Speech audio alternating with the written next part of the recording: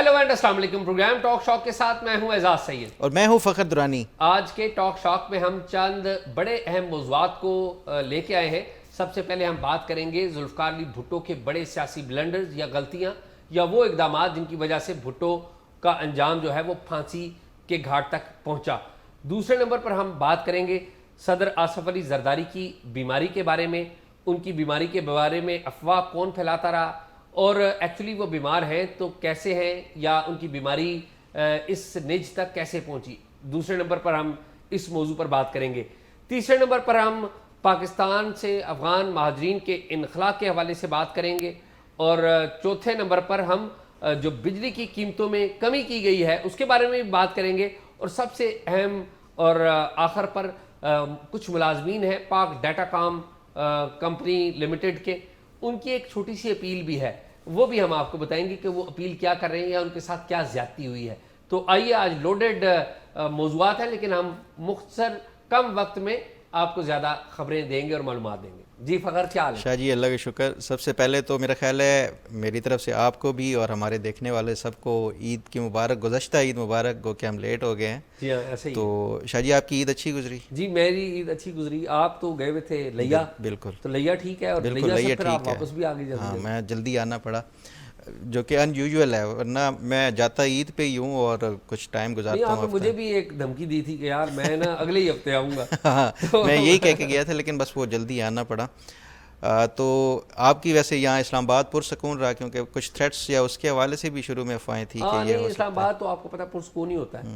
और लेकिन जो सबसे ज़्यादा बड़ा मसला होता है वो मोबाइल फ़ोन पे फॉरवर्ड मैसेजेस। भाई, आपने किसी को ईद मुबारक कहनी, आप फ़ोन कर दें, वो इतने फॉरवर्ड मैसेजेस हैं कि आप ना कोई नहीं होता शाह जी, ये बस परेशान ही ये रहते। कुछ ऐसे ओकेजन्स आते हैं तो इस पे ये दुनिया भर में इस तरह होता है। क्रिसमस पे लोग एक दूसरे को भेजते हैं, ईद मुबारक भी भेज देते हैं, तो अब बुरा ना मनाएं। चले हाँ, तो शाह जी ज़रा भुट्टो साहब के हवाले से ही शुरू करते हैं कि मुझे ये बताएं, भुट्टो साहब का तो वैसे तो उसके हवाले से है कि उनके जो चाहने वाले हैं वो तो उनके लिए अपनी जान भी कुर्बान करने के हवाले से वो हर टाइम तैयार रहते थे, लेकिन चाहने वालों के साथ साथ उनके कुछ मुखालफीन भी थे। सियासी तौर के ऊपर भी मुखालफीन थे, नज़रियाती तौर के ऊपर भी मुखालफीन थे।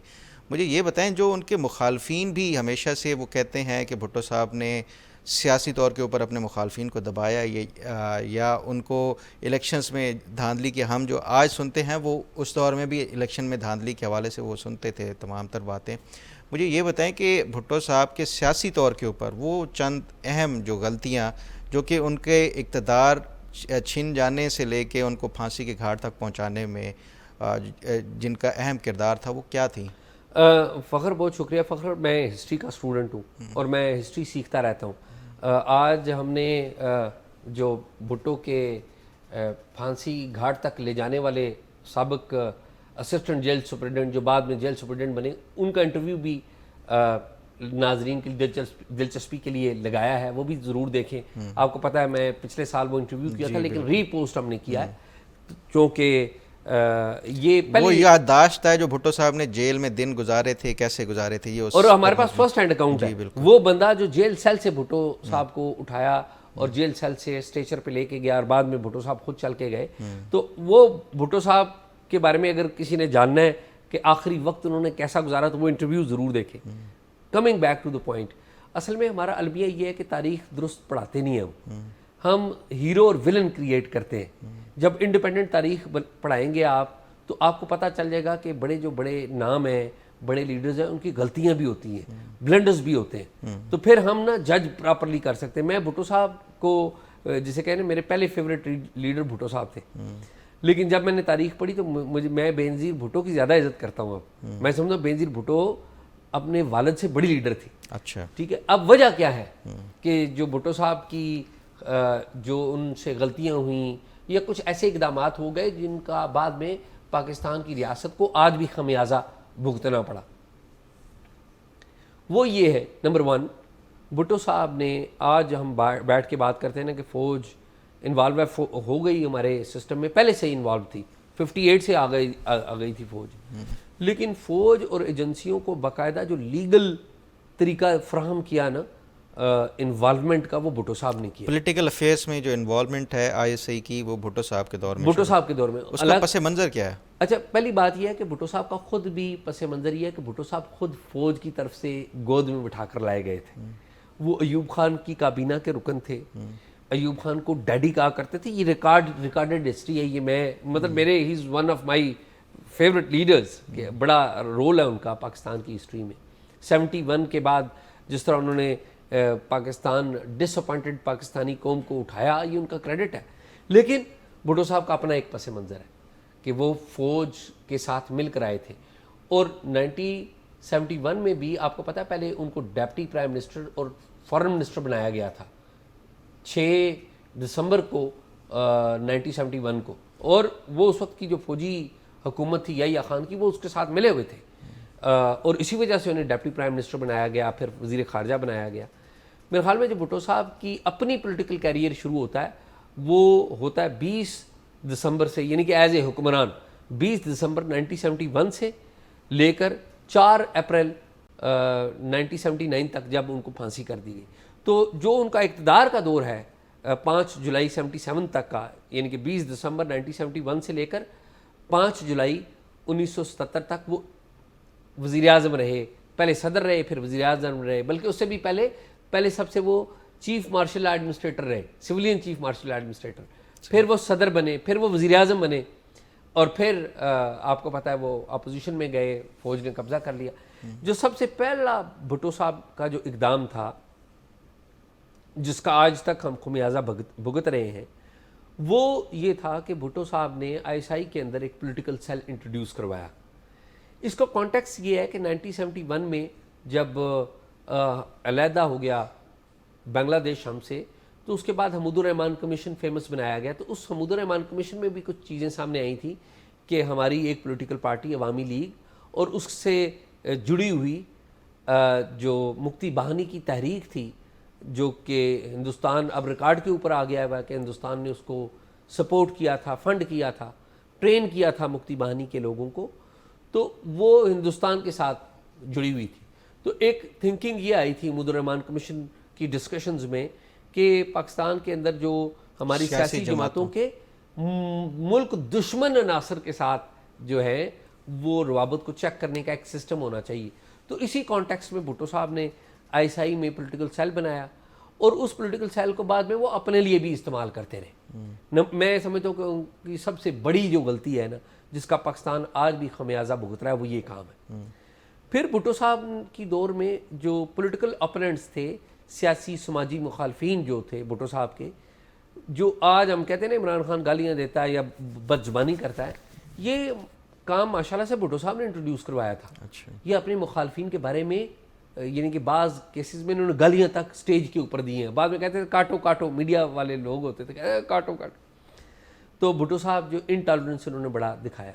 फिर भुट्टो साहब के दौर में आपको पता है जो रियासत का जो मजहबी रंग बना, फॉर्मली आइन में आ गई, जब आइनी तरमीम की गई कि फ़लाँ जो लोग हैं वो उनका मज़हब जो है वो उनको आपने गैर मुस्लिम तस्लीम कर लिया। तो ये भुट्टो साहब के दौर में हुआ था। बाद में इंटरनेशनली इसको लोग तनकीद करते रहे। लेकिन जो मैं ये कहूँगा कि भुट्टो साहब के दौर में एक और जो मामला है जिसको हम कभी इग्नोर नहीं कर सकते, कि अफ़गानिस्तान के अंदर जो मुदाखलत का काम है वो भुट्टो साहब के दौर में बाकायदा तौर पे शुरू हुआ। भुट्टो साहब के दौर में अफ़गानिस्तान की तरफ से पाकिस्तान में पहले कुछ धमाके करवाए गए थे, लेकिन फॉर्मली उन वहाँ पर अंदर दाखिल होकर ऑपरेशन करना, उनके ख़िलाफ़ कार्रवाइयाँ करना, वो भुट्टो साहब के दौर में नसीरुल्लाह बाबर साहब साबिक़ वज़ीर दाखिला, ये एफसी के सरबराह भी रहे। तो इनको भुट्टो साहब ने पहले असाइनमेंट दी थी। बाद में जब भुट्टो साहब की हुकूमत ख़त्म हुई तो ज़ियाउल हक़ साहब आ गए। तो ज़ियाउल हक़ साहब ने तो फिर काम ही बदल दिया ना, उन्होंने तो बहुत ही आगे ले गए।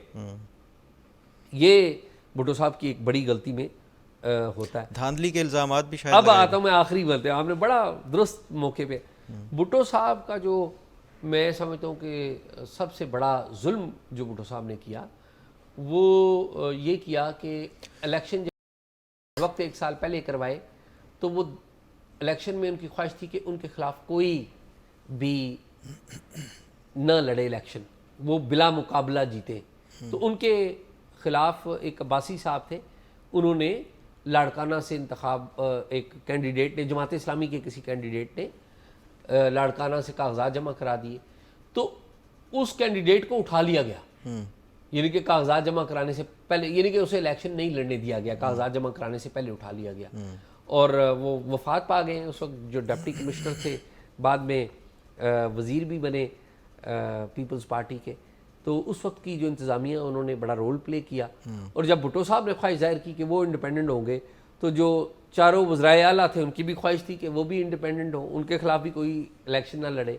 और फिर ये मामला नीचे तक आया। भुट्टो साहब वैसे इलेक्शन जीत रहे थे, उनकी अपोजिशन को इतनी स्ट्रांग नहीं थी, बिला मुकाबला जीतना, बिला मुकाबला जीत, लेकिन धांधली इन्होंने करवाई। अच्छा, धांधली इन्होंने करवाई। अच्छा, एक बात और भी है जो भुट्टो साहब के वाले से अच्छी नहीं है, जो उनके बड़े ब्लंडर्स में शुमार होती है, वो है कि भुट्टो साहब ने जो नेशनलाइजेशन का काम किया ना, कि तमाम जो सनतें हैं उनको कौमिया लिया, वो बहुत बड़ा गलत काम किया। अगर वो भुट्टो साहब वो काम ना करते तो आज पाकिस्तान की शायद जो माशी तौर पे हालत बहुत डिफरेंट होती।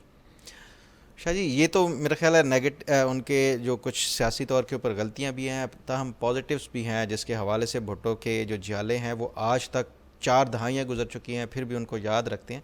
तो मेरा ख्याल है कि ये किसी दिन हम पॉजिटिव जो उनकी वो है उसके ऊपर भी बात करेंगे। भुट्टो के देखे ना, पॉजिटिव की तो आपने जो बात कही ना, मेरा ये ख्याल है कि जो 71 में जिस तरीके से भुट्टो ने एक मायूस कौम को उठाया, कैदी अपने आज़ाद करवा के लेके आए, इंदिरा गांधी से मुआहदा किया, और इन सब के ऊपर भी एक और भी है कि the way he accepted his fate, कि आखिर में किस तरह जाके वो फांसी के फंदे पे, जब मुजीद कुरैशी ने उन्हें बताया कि भाई आपको तारीख देख रही है, तो पहले तो भुट्टो साहब नहीं जा रहे थे, वो स्ट्रेचर पे लेके जा रहे थे उनको। जब भुट्टो को कान में बताया गया कि भाई आपको हिस्ट्री देख रही है, तो भुट्टो फिर उठे और वो चल के गए और उन्होंने फांसी का फंदा जो है गले ना।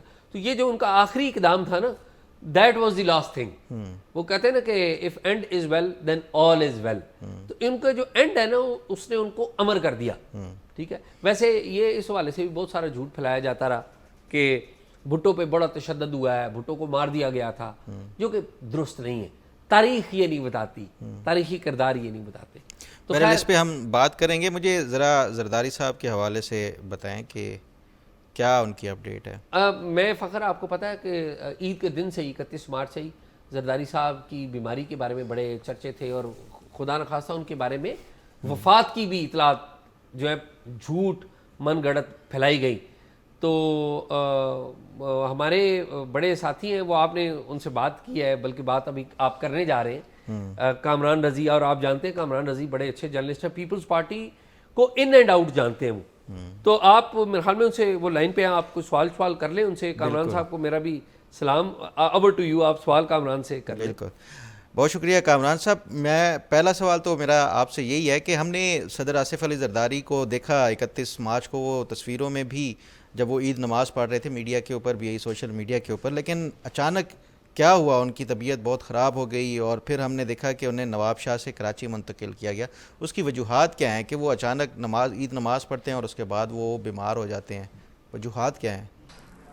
जी फ़ख्र, जैसा कि आप बता चुके हैं, बिल्कुल ऐसा ही है कि सदर आसिफ अली जरदारी पिछले कई बरसों की तरह इस बरस भी ईद मनाने के लिए अपने आबाई इलाके नवाबशाह पहुँचे थे, और ईद से एक रोज़ कबल चांद रात को वो नवाबशाह पहुँचे, जहाँ जो पीपल्स पार्टी की लोकल लीडरशिप है उन्होंने उसका इस्तकबाल किया, सदर मुमलिकत का, और मुलाकातें की। और फिर रूटीन के मुताबिक सदर मुमलिकत ने ईद की नमाज अदा की। अगरचे वो उन्होंने कुर्सी पर बैठकर ईद की नमाज अदा की, ताहम वहाँ मौजूद लोगों से मिले, और उसके बाद जो जरदारी हाउस नवाबशाह है वहाँ पर भी उन्होंने लोगों से मुलाकातें की। इस दौरान सदर की जो बेटी हैं आसफा भुट्टो जरदारी और उनकी बहन फरियाल तालपुर, वो भी सदर के हमरा मौजूद थी। ताहम वहाँ लोग बताते हैं कि फिर कुछ देर बाद उन्होंने थकावट महसूस की और वो घर के अंदरूनी हिस्से में चले गए, जहाँ उन्हें कुछ हरारत और फिर चेकअप करने पर मालूम हुआ कि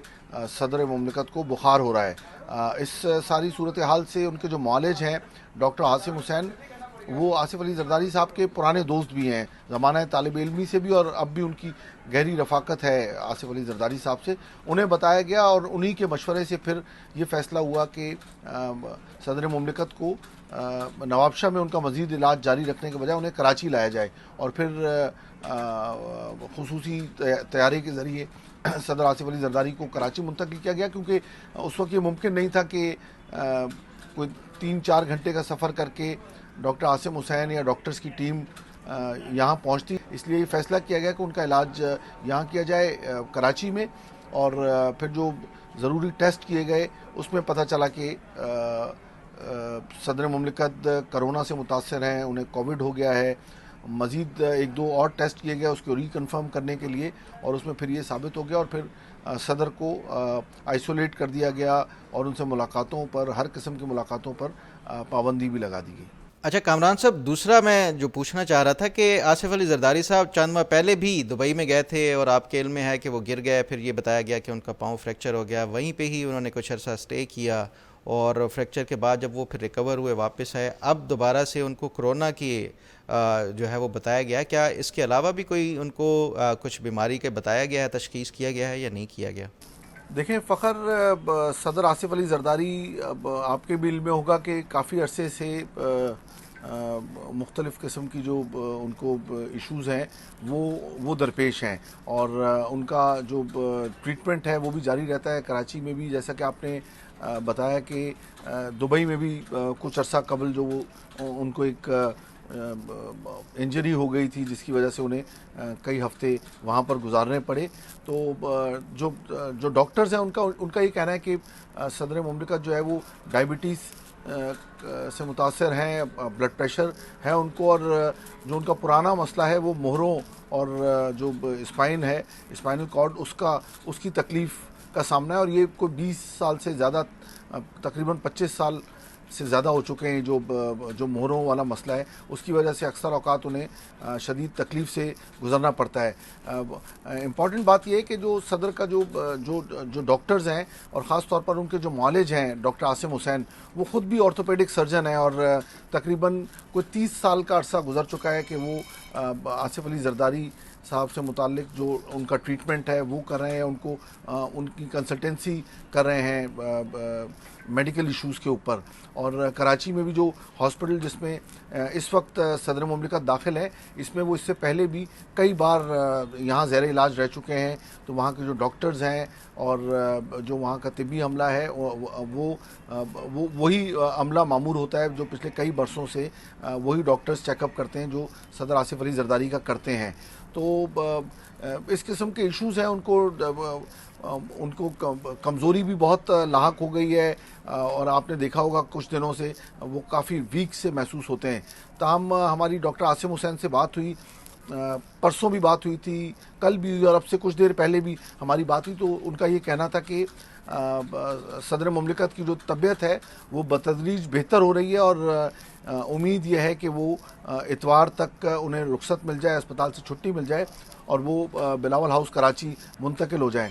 डॉक्टर आसिम हुसैन का ये कहना है कि जिस किस्म की रिपोर्ट्स उनकी पहले थी वो अब बेहतर रिपोर्ट्स आ रही हैं, अगरचे उनको वो कोरोना से मुतासर हैं और आइसोलेशन की वजह से किसी से मुलाकातें भी उनकी नहीं हो रही हैं। ताहम इम्कान यह है कि 2 से 3 दिन में सदर मुमलिकत को अस्पताल से रुखसत मिल जाएगी, उनकी छुट्टी हो जाएगी।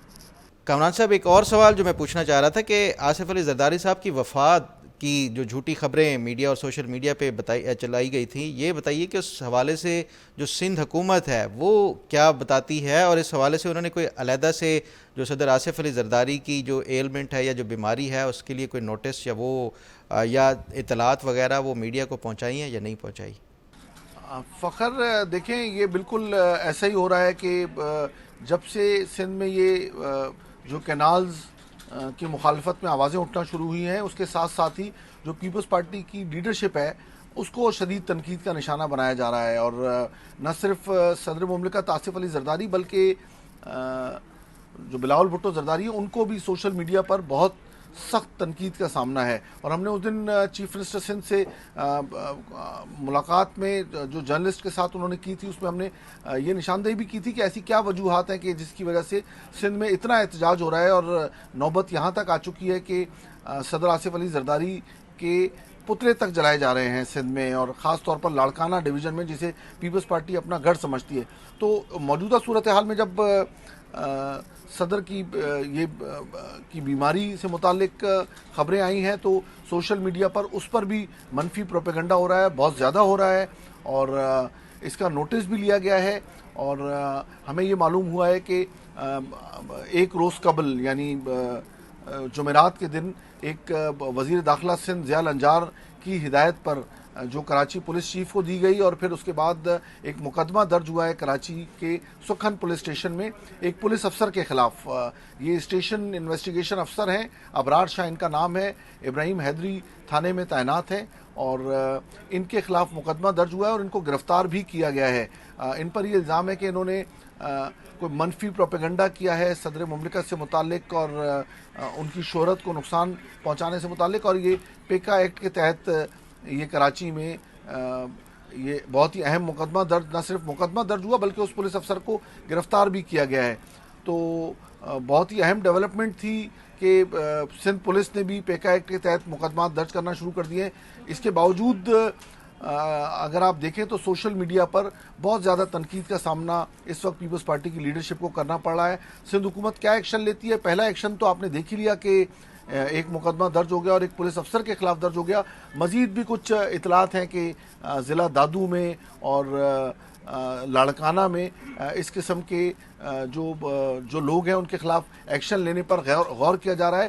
ख़ास तौर पर इस पर पेश हैं वज़ीर आला सिंध मुराद अली शाह और जो वज़ीर दाखिला हैं सिंध के ज़ियाल अंजार, वो इस बारे में सख्त हिदायत उन्होंने पुलिस को दी है और इस बारे में अब जो है इक़दामात किए जा रहे हैं। फ़खर, आपने देख लिया कामरान रज़ी की गुफ्तगू, और मैं देखे ना, मैं बताता हूँ आपका कामरान रज़ी बड़े ज़बरदस्त है और बिल्कुल एक्यूरेट मालूमात है। बिल्कुल शाह जी, ये तो हो गया जरदारी साहब की जो सेहत के हवाले से जो अपडेट है वो हो गई। मुझे ये बताएं कि जो अफ़गान रेफ्यूजीज़ के हवाले से हुकूमत ने डेडलाइन दी थी उसके ऊपर क्या अमल दरामद हो रहा है और हुकूमत आगे मजीद क्या इकदाम उठाने जा रही है? फ़खर, आपको पता है कि 31 मार्च डेडलाइन दी गई थी, ईद का दिन बनता ही है, और वो डेडलाइन ख़त्म हो गई। पंजाब में ज़्यादा क्रैकडाउन हो रहा है, खैबर पख्तूनख्वा में कम, सिंध में भी क्रैकडाउन हो रहा है। और मैं आपको बताऊं, मैं इस पॉलिसी का शुरू दिन से मुखालिफ हूँ।